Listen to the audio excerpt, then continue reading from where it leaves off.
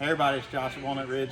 This week, I want to talk about something that hopefully everybody's going to get a chance to use. Obviously, here in Indiana, we haven't had a whole lot of need for it yet, but next week possibly, depending on the time you're watching this, maybe upper 80s. So it's going to be time to turn on the air conditioner. So I want to talk about a couple things maintenance-wise that we need to do. These ones that we have off the unit right now that we're working on, they're not real bad. There's not a whole lot that we need to do with them right now, but I wanted to show you what could happen over time as you own the unit and the things that you need to do to maintain them.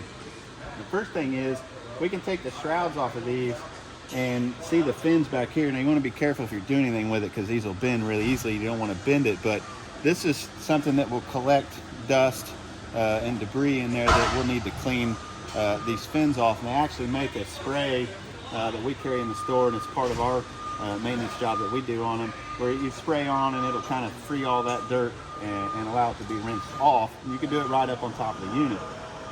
But you can see like wasps will start to make nests in them.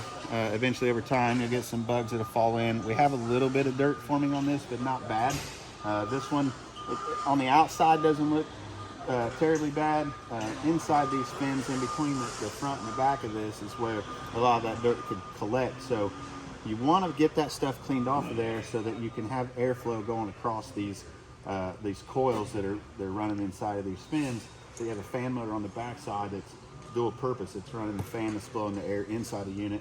It's also running the exhaust fan that's blowing all that warm air across this, drawing the heat out of inside the unit. So it's very important that these don't get clogged up, so keep it clean so the airflow can go across there. The way you have to do that on some of these is have to take the shroud off, and I wanted to show you on this one we have here, which we've already taken the 4 screws out that hold this on, but we can lift this shroud off of this one. And I wanted to show you a couple things on this one. Fins aren't really bad on this either. They could need cleaned, but more importantly up here in front, I want to show you something else that could happen. You can start to get some debris build up down in the bottom of this. So we have some little pieces of tree limb or leaves or something that's building up. But around this drip pan that's on here, the bottom of this air conditioner, there are drain holes built into it. Because obviously when these are drawing the heat across there, they will build condensation. That condensation will leak down in here, and then it has the drain holes for that to leak out on the roof and run down off the sides into the gutter, the coach, and out onto the ground. But this debris in there could clog those, and so you don't want that to happen, because then if it gets clogged, eventually it'll start, if it's raining or something especially, that moisture, that water can build up and kind of go over the parts that are going to connect internally into the unit, so then you'd have a leak into your ceiling that would cause some problems. This particular one is off because they had some squirrel damage on here. So if you look down the front of this, you can see that they've chewed away the foam in a couple of spots. They started it here, a big area here.